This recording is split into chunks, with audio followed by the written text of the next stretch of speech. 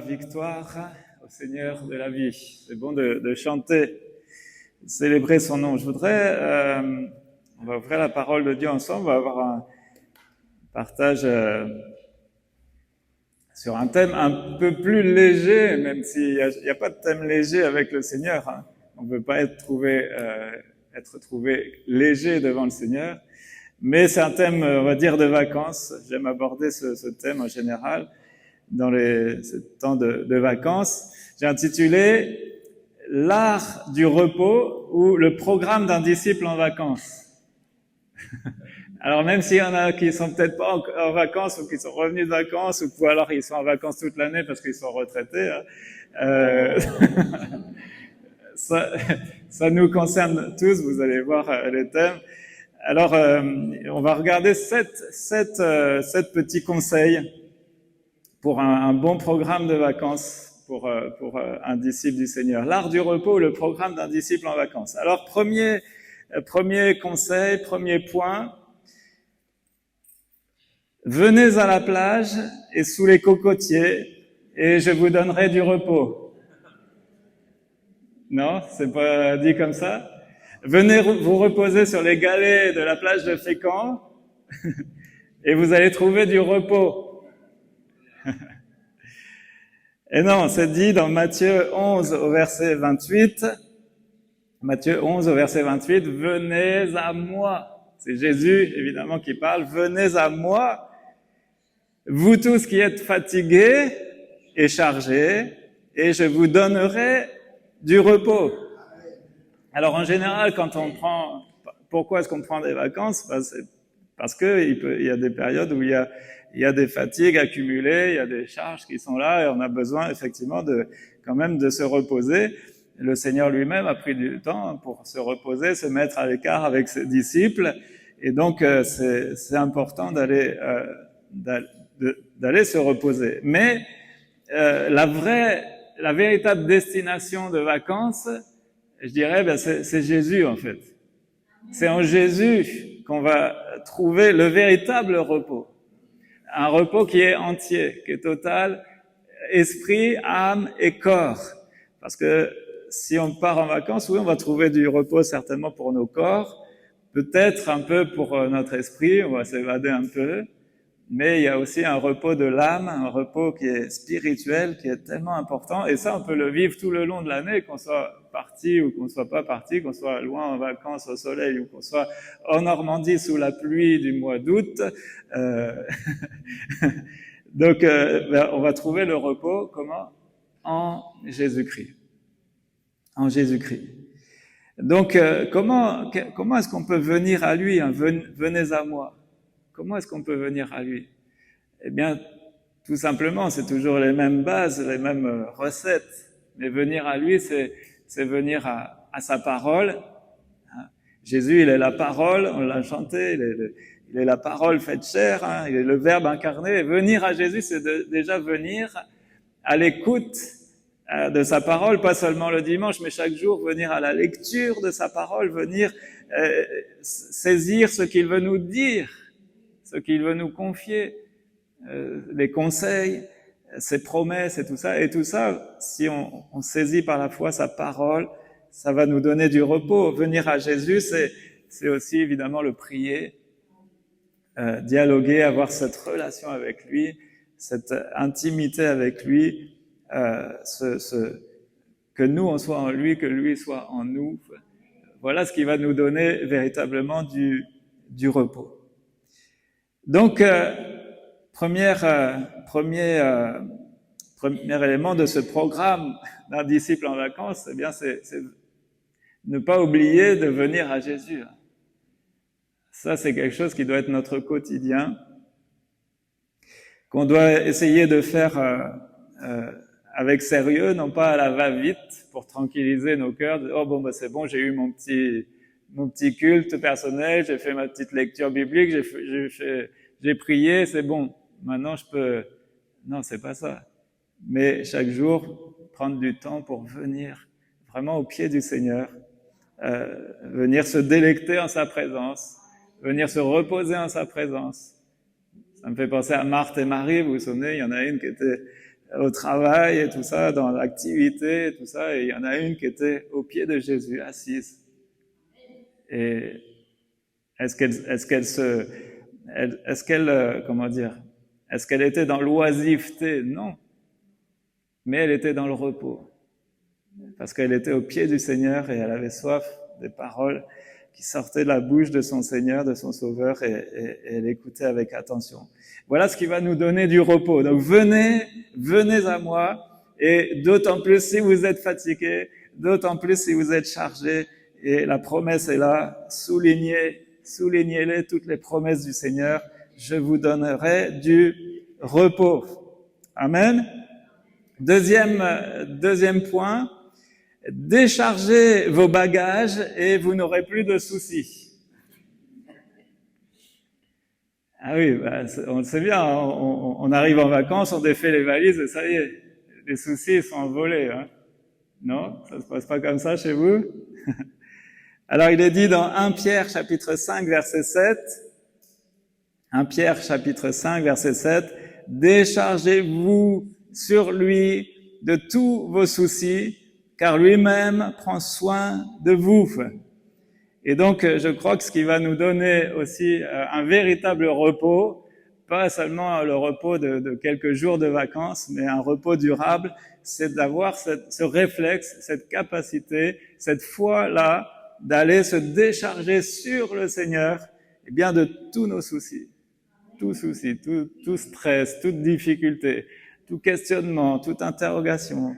Voilà, on va se décharger sur lui, lui faire connaître tous nos besoins, et lui, il va répondre, et il le fait avec l'infinie richesse de sa grâce, de son amour, démontré, déployé en Jésus-Christ. Alléluia. Donc, en déposant nos soucis et nos fardeaux sur Dieu, nous pouvons trouver un repos qui est véritable. Alors là encore, il faut prendre le temps.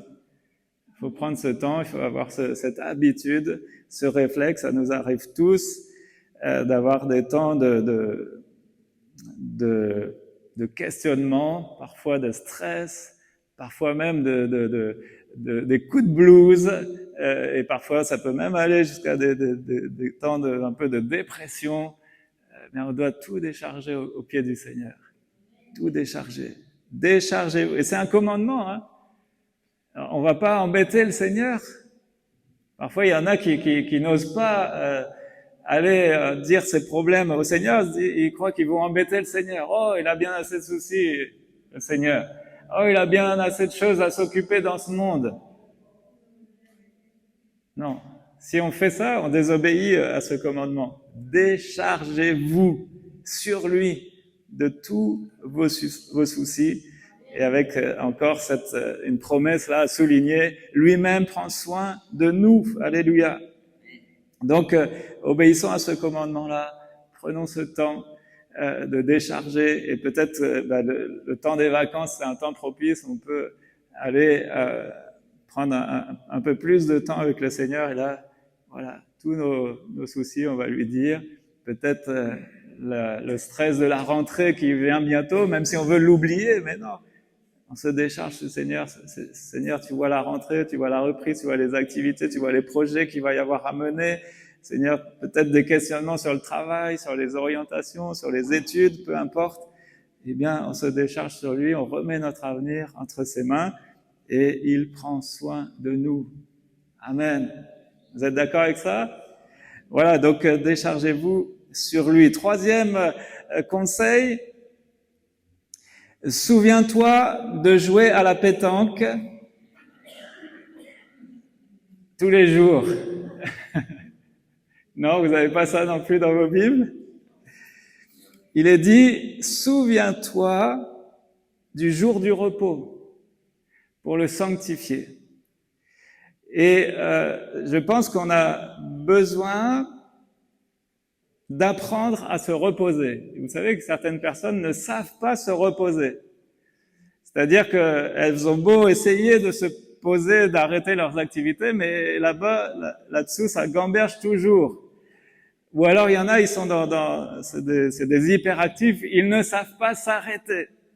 Même en vacances, ils vont toujours être en train de l'activité, il faut aller visiter, il faut aller faire du sport, il faut aller faire du jardinage, il faut aller faire du bricolage, enfin, que sais-je, toujours dans l'activité. Ils ne savent pas s'arrêter et se poser. Alors je dis pas que c'est pas bien de s'adonner là à toutes ces choses-là, hein, mais je pense qu'on a besoin d'apprendre à savoir se reposer. Et donc, ici, il est parlé du jour du repos. Alors on sait, ça nous parle de ce jour aujourd'hui qu'on prend comme un jour de repos, le dimanche, mais peu importe le jour, hein, enfin on doit prendre un jour pour le mettre à part. Et j'ai noté, on doit se souvenir de se reposer et on doit se souvenir de se consacrer. Parce que c'est les deux utilités de ce jour mis à part. Souviens-toi du jour de repos pour le sanctifier. Donc on doit se souvenir de deux choses. Oui, il faut que je me repose. Et oui, il faut que je me consacre. Il faut que je renouvelle mes engagements. C'est au quotidien, mais si on le fait aussi plus sérieusement une fois par semaine, c'est bien. Le Seigneur nous dit de mettre à part au moins une journée dans la semaine pour non seulement se reposer, mais ça va être aussi pas seulement un repos physique, mais un repos spirituel où on va renouveler notre engagement, notre volonté de plaire au Seigneur, de le suivre, de lui obéir, de se consacrer, de se motiver pour lui, de renouveler notre zèle, notre attachement, notre service pour lui. Donc là, c'est important d'apprendre ça. Souviens-toi. C'est bizarre quand même qu'il y ait ce commandement. Souviens-toi de prendre un jour pour te reposer. Ça veut dire qu'il y en a, peut-être il y en a et ça va pas leur poser de problème de se souvenir du jour de repos, mais ça veut dire qu'il y en a qui vont pas se souvenir, qui doivent s'arrêter dans leurs activités, qui doivent se poser, qui doivent prendre un temps pour se mettre à part et privilégier un temps à part avec le Seigneur et privilégier un temps pour se reposer et mettre fin à leurs activités. Le sabbat, c'est un jour de repos consacré à Dieu, c'est un temps pour se reposer physiquement, spirituellement, en mettant de côté nos travaux quotidiens, en arrêtant nos activités. Dans la loi juive, ils ont ajouté plein de commandements. Vous vous souvenez du chemin de sabbat? Vous vous souvenez de toutes sortes de commandements qui ont été ajoutés par la tradition juive, mais ils n'ont pas le droit de lever le petit doigt. C'était des commandements stricts pour leur rappeler qu'ils ne doivent pas travailler ce jour-là. Alors, c'était un peu trop, c'était un peu too much, hein, c'était un peu trop légaliste. Le Seigneur le rappelle, mais il est quand même pas interdit de faire du bien le jour du sabbat. Hein, donc, lui, on lui reproche d'exercer la médecine le jour du sabbat quand il guérit quelqu'un, par exemple. Donc, ça, c'était interdit par les légalistes religieux juifs, mais Jésus rappelle qu'il est important quand même de faire du bien, comme ça a été rappelé, faire du bien quand cela est possible, sinon ce serait commettre un péché. Bref, donc on doit se souvenir. Et ça me fait penser, ce verset, c'est Paul qui dit à Timothée, mais souviens-toi de Jésus-Christ. Souviens-toi, comme si on pouvait oublier. Mais ça m'étonne toujours. Bah oui, en fait, on peut oublier facilement. On peut oublier facilement Jésus-Christ. On peut oublier facilement de se reposer. On peut oublier facilement de se consacrer. Donc, on doit se souvenir, et c'est pas pour rien que le Seigneur nous a commandé de toutes les fois où on se réunit, de partager le repas. Alors nous, on le fait de manière formelle autour d'un service de culte, mais on pourrait le faire à travers un repas. On se réunit autour d'un repas et on pourrait partager. Mais c'est pourquoi? C'est pour qu'on se souvienne. C'est un mémoriel, c'est pour faire travailler la mémoire, hein, qu'on se souvienne du sacrifice, de ce que le Seigneur s'est donné entièrement et que nous, en réponse, on puisse aussi se donner, se consacrer à lui. Donc, souviens-toi Du jour du repos. Même en vacances, souviens-toi que tu dois te reposer. Allez, 4e conseil. Je ferai la fête jusqu'au bout de la nuit pour retrouver la paix. Non? C'est pas écrit comme ça dans votre Bible? Alors, les vacances, effectivement, ne sont pas l'occasion de faire des nuits blanches et tout ça, de faire la fête. Non, il est dit dans le psaume 4, verset 9, « Je me couche et aussitôt je m'endors en paix, car toi seul, Éternel, c'est toi seul, Éternel, qui me donne la sécurité dans ma demeure. » Donc, ça rejoint le conseil précédent, se souvenir du jour du repos, mais c'est aussi un temps fait pour dormir et se reposer. Donc la sieste, oui, c'est bon. Dormir, on a besoin. Et peut-être un peu plus pendant les temps de vacances. C'est pas, je pense que c'est bénéfique de faire une bonne grasse matinée, par exemple. Mais le Seigneur nous dit que pendant le repos, pendant la nuit, eh bien, le Seigneur, lui, il œuvre en nous. Je me couche et aussitôt je m'endors en paix. Peut-être que certains n'ont pas cette paix quand ils s'endorment. Et ils n'arrivent pas à s'endormir parce que ça cogite. Non, le Seigneur veut nous donner cette paix. Dans le psaume 127 au verset 2, il est dit, c'est inutilement que vous vous levez tôt, que vous vous couchez tard, et que vous mangez le pain de douleur, le pain gagné avec peine. Donc cela nous parle de ceux qui travaillent dur, ils se lèvent tôt, ils se couchent tard. Et le Seigneur dit, c'est inutile de faire ça. Pourquoi? Parce qu'il en donne autant à ses bien-aimés pendant qu'ils dorment, pendant leur sommeil. Donc le Seigneur, pendant que nous on dort, il nous bénit, il nous donne des choses, il nous communique des choses. Il fait son œuvre. Alors déjà, on le sait, physiquement, il y a des cellules qui se renouvellent, il y a des forces nouvelles qui sont redonnées, etc. Mais spirituellement aussi. Donc, ne croyons pas que c'est une perte de temps, comme j'ai moi-même pu le croire à une certaine période où dormir, ça m'ennuyait. Et en fait, non, le Seigneur nous a créés ainsi déjà, mais il nous bénit pendant notre sommeil. Il en donne autant à ses bien-aimés pendant leur sommeil. Donc Dieu donne la paix, Dieu donne la sécurité, Éternel qui me donne la sécurité dans ma demeure. Donc le temps du repos, le temps des vacances, les temps qui nous sont donnés de manière périodique pour nous reposer, eh bien, sont faits pour qu'on puisse aussi dormir vraiment, se reposer, faire une bonne sieste peut-être. Et pendant ce temps-là, Dieu nous bénit. Dieu est à l'œuvre. Alors, il faut être équilibré, hein, le Seigneur, il ne faut pas passer tout notre temps à dormir. Le Seigneur dit par ailleurs, un peu de repos et la disette pourrait te surprendre comme un voleur. Donc ça, c'est ceux qui passent trop de temps à dormir. Mais pendant les temps de vacances, voilà, prenons ce temps aussi pour renouveler nos corps avec des bonnes nuits de repos. 5e conseil. Alors, pour nous qui avons du pastis, nous entrons dans le repos. Un bon apéro pendant les vacances, non? Alors non, en fait, dans la Bible, il n'est pas parlé de pastis, il est parlé de pistis.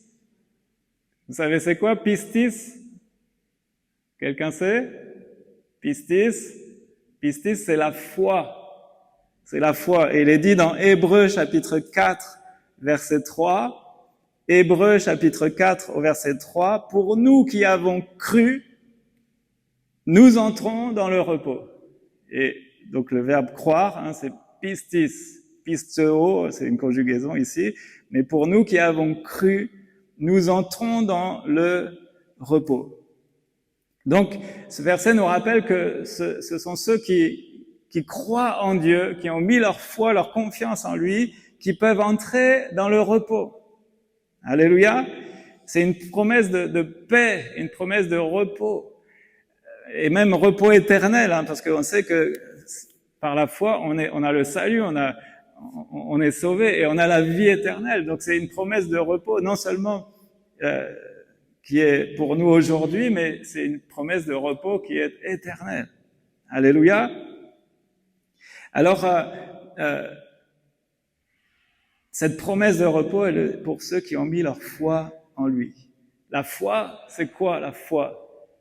C'est simple, c'est une confiance, c'est une conviction d'abord, mais c'est une confiance absolue en Dieu. J'ai une confiance absolue en mon Seigneur. Ça, c'est la foi de base. Et donc, parce qu'on a une confiance absolue dans notre Dieu, eh bien, ça se décline à toutes les sauces. Aujourd'hui, il y en a, ils ont absolument aucune espérance dans leur avenir. Ils voient un avenir sombre. Certains attendent l'effondrement de notre société et ils n'ont pas forcément tort parce que Dieu lui-même nous annonce des choses difficiles pour notre avenir ici-bas sur terre. Mais nous, on a un avenir glorieux qui outrepasse ces choses-là. Donc, on a foi en notre avenir dans le Seigneur. Alléluia, même si on ne sait pas de quoi demain sera fait, même si on peut envisager des jours difficiles parce que Dieu nous l'annonce, mais nous, en Dieu, on a un avenir et une espérance. Et cet avenir, cette espérance ne seront pas déçus, bien au contraire. Alléluia, ça c'est la foi. Foi en l'avenir. Foi en l'avenir que Dieu prépare, évidemment, sous-entendu. Foi en ce que Dieu fait. Pourquoi on a cette foi, cette confiance? Parce que je sais que ce qu'il fait, c'est le meilleur. Sa volonté bonne, agréable et parfaite. Donc j'ai foi, j'ai confiance en ce que Dieu fait. La foi qui sauve. La foi qui saisit le salut. La foi qui saisit la délivrance, la victoire. Alléluia. C'est tout ça la foi.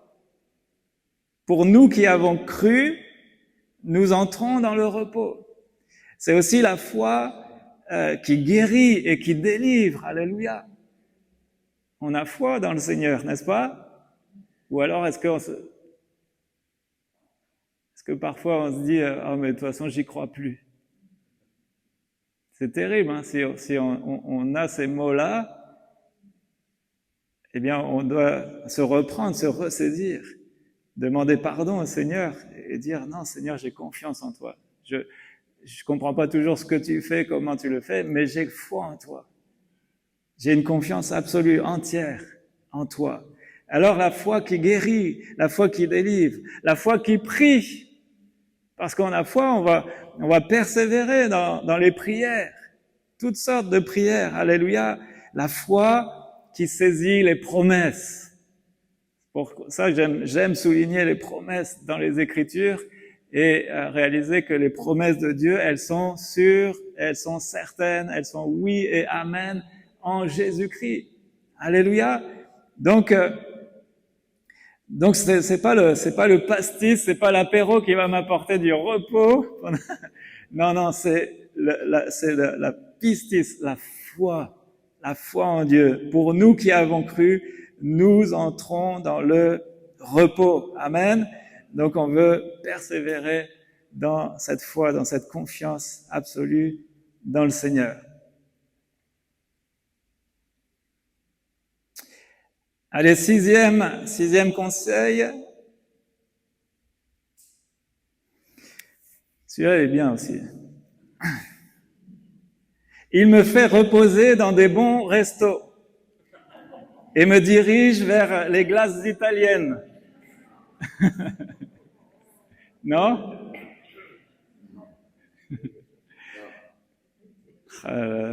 Moi, j'aime bien les glaces italiennes quand même. Alors, vous connaissez ce psaume 23, hein, au verset 2. Il dit « Il me fait reposer dans de verts pâturages, il me dirige près des eaux paisibles. » Donc ici, c'est l'importance de bien se restaurer, la restauration. Et il y a deux sens au mot restauration. Il y a se restaurer l'estomac, se nourrir, bien se nourrir, mais aussi être restauré. Donc être vivifié, être renouvelé, avoir des forces nouvelles qui nous sont données, aussi bien morales, physiques, spirituelles. Donc l'importance de bien se restaurer. Et pour ça, il vaut mieux éviter trop de bons restos, justement. Et trop de glace. Bon là, je suis mal placé pour vous faire la leçon, mais l'important ici, c'est il me fait reposer dans de verts pâturages et il me dirige près des eaux paisibles. Les verts pâturages nous parlent de nourriture, donc bien se nourrir. Et là, je parle évidemment spirituellement, même si au niveau de nourrir notre corps, on a aussi besoin d'apprendre à bien se nourrir, ni trop sucré, ni trop gras, mais on veut se nourrir aussi spirituellement. Donc toujours la lecture de la parole, l'homme ne vivra pas de pain seulement, mais de toute parole qui sort de la bouche de l'Éternel. Donc si on veut se reposer, eh bien on doit aller se nourrir. Le Seigneur veut ce repos-là. Il me fait reposer près des vers, dans de verts pâturages. Là où il y a de la nourriture en abondance, là où il y a de la nourriture qui est bonne, qui est équilibrée pour ma vie, pour mon cœur. Donc se nourrir de la parole. Et il me dirige près des eaux paisibles. Et les eaux paisibles nous parlent évidemment de la vie de l'esprit. La vie de l'esprit. Donc là aussi, on veut apprendre à bien se nourrir, mais aussi bien se désaltérer. Et on veut être donc rassasié et on veut être désaltéré par la parole de Dieu et par le Saint-Esprit qui vit en nous. Seigneur, viens me remplir. Pendant les vacances, mais c'est pas que pendant les vacances. C'est pas que le week-end, c'est pas que le dimanche, mais c'est tous les jours. On peut être dans ce repos véritable parce qu'il me fait reposer. Il me fait reposer près de quoi? Bien, il y a sa parole qui nourrit mon cœur et il y a le Saint-Esprit qui vient me vivifier. On doit prendre du temps là aussi pour se nourrir. On doit prendre du temps pour trouver ce repos-là en nourrissant nos cœurs de sa parole, mais aussi en cultivant la vie de l'esprit. Donc ceux qui sont baptisés dans le Saint-Esprit, parlez en langue, priez en langue, faites-le vraiment de manière régulière. Ça alimente la foi. On permet au Saint-Esprit de prier à travers nous.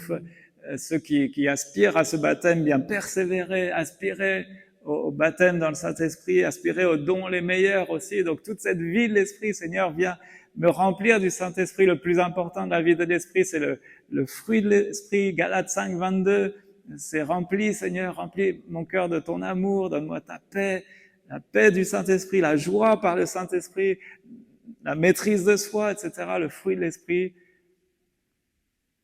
On doit le connaître par cœur, le réciter dans nos prières, dire Seigneur, voilà, remplis-moi de ton amour, ta paix, ta joie, ta patience. Donne-moi de la bonté, la bienveillance, la foi, la douceur, la tempérance. Fais abonder en moi ce bon caractère de Christ. Amen. Donc ça, c'est la vie de l'esprit. Et sers-toi de moi pour les dons spirituels, sers-toi de moi pour qui s'opèrent des guérisons, des prodiges, des miracles, des paroles prophétiques, des paroles de connaissance. Viens faire cette œuvre en moi. Et donc, c'est quelque chose qu'on doit chercher, qu'on doit cultiver et qui doit venir nous désaltérer. Alléluia. Donc, l'importance de bien se restaurer. Amen. Et puis, 7e et dernier conseil. Il me conduit dans les sentiers de randonnée. Bah oui, les vacances, c'est fait pour ça, pour aller se balader. Alors, toujours le psaume 23. Hein. Il restaure mon âme. Il me conduit dans les sentiers de la justice à cause de son nom. Donc là, il y a aussi l'aspect de la restauration, mais il restaure mon âme. Et comment est-ce qu'il va restaurer Mon âme, en me conduisant dans les sentiers de la justice, me conduire dans ce qui est juste. Si on veut le repos, si on veut être restauré, eh bien, on a besoin de chercher ce qui est juste.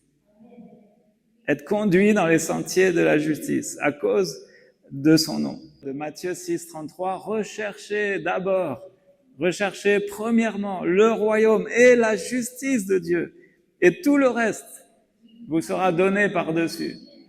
Donc chercher le royaume, ça veut dire chercher à ce que Dieu règne dans nos vies. Chercher la justice, c'est chercher ce qui est juste devant lui, ce qui lui plaît, ce qui lui est agréable, ce qui est droit, ce qui est bon. Alléluia. Donc, chercher ce qui est juste. Et je pense que c'est toujours bon, pendant des temps de vacances, de faire un peu le bilan, de faire un peu le point sur nos vies, et puis de chercher, Seigneur, qu'est-ce qui est juste? Qu'est-ce qui va être bon pour l'avenir? Quelles sont les choses que je dois changer, que je dois améliorer? Quels sont les projets que je dois entreprendre?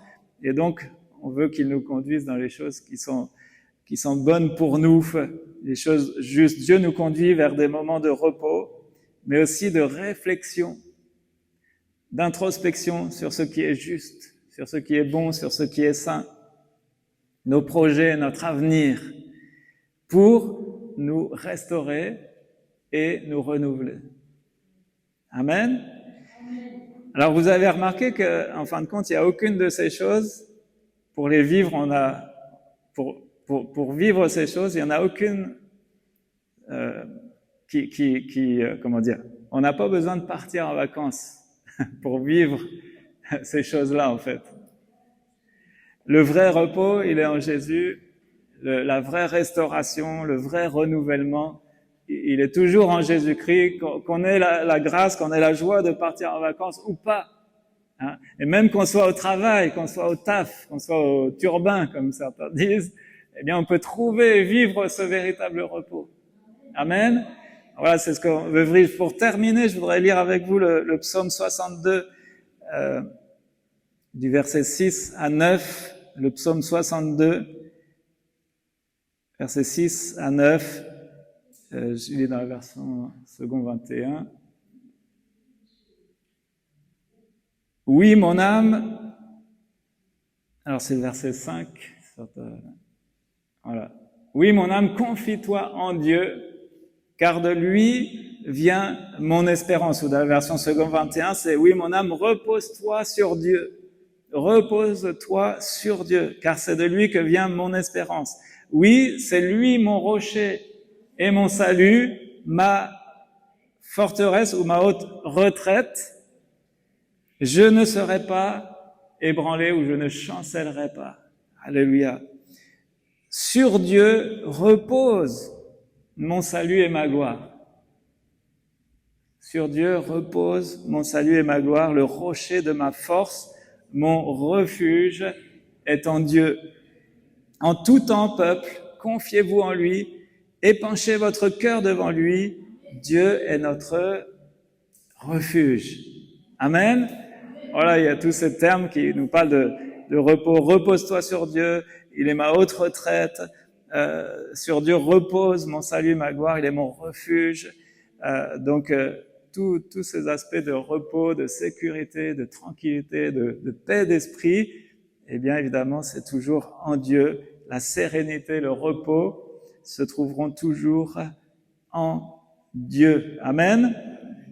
Donc voilà ce que je voulais partager. C'est des choses malgré tout importantes pour nos vies, parce que c'est des choses que l'on veut vivre pas seulement le temps de quelques jours de vacances, mais au quotidien, tout le long de l'année. Vivre ce vrai repos, c'est un aspect crucial de la vie d'un disciple, vivre ce repos en Christ. Et les choses autour de nous, peut y avoir la tempête et tout, et malgré tout être dans le repos. Vous vous souvenez, Jésus qui dormait à la poupe du bateau au milieu d'une tempête, là, sur son oreiller, il dormait tranquille.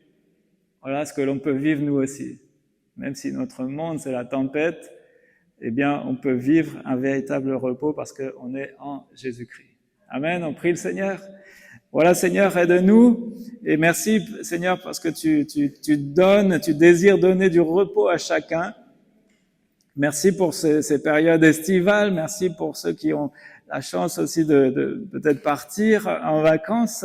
Mais Seigneur, avant tout, c'est en toi qu'on veut trouver, qu'on veut puiser le renouvellement de nos forces physiques, morales, mais surtout spirituelles, Seigneur. Alors oui, Seigneur, viens nous donner du repos de toutes parts. Apprends-nous à nous souvenir, apprends-nous à nous reposer avec efficacité, Seigneur. Apprends-nous, Seigneur, à nous confier, à nous nourrir de ta parole, nous désaltérer par la vie de ton esprit, Seigneur, afin que, là encore, être renouvelés dans toutes nos forces, Seigneur.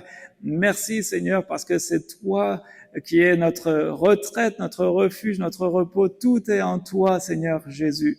Alors oui, je te prie de donner ce repos à celui qui en manquerait, Seigneur, de renouveler les forces à celui ou celle dont les forces sont diminuées, se sont amenuisées, Seigneur. Merci de faire grâce, Seigneur, et que après un temps de repos, quel qu'il soit, ça peut être une journée, ça peut être une bonne nuit de repos, ça peut être plusieurs semaines de vacances, mais qu'après ces temps de repos, on puisse vraiment repartir de plus belle, Seigneur, repartir du bon pied, repartir motivé, zélé, encouragé par toi, Seigneur, et à l'œuvre efficace et produisant du bon fruit pour ta gloire, Seigneur. Alors oui, merci de bénir ton Église, d'encourager, de fortifier chacun ici, Seigneur, et de bénir ces temps de repos, que ce soit pas des temps de relâchement, mais de renouvellement réel en ta présence. Seigneur, nos sources, toutes nos sources, elles sont en toi. Alors c'est en toi qu'on vient puiser, Seigneur. Merci à l'avance, parce que tu pourvois à tous nos besoins. Merci pour l'infinie richesse de ta grâce et de ton amour en Jésus-Christ. Et l'Église te dit Amen. Amen. Amen.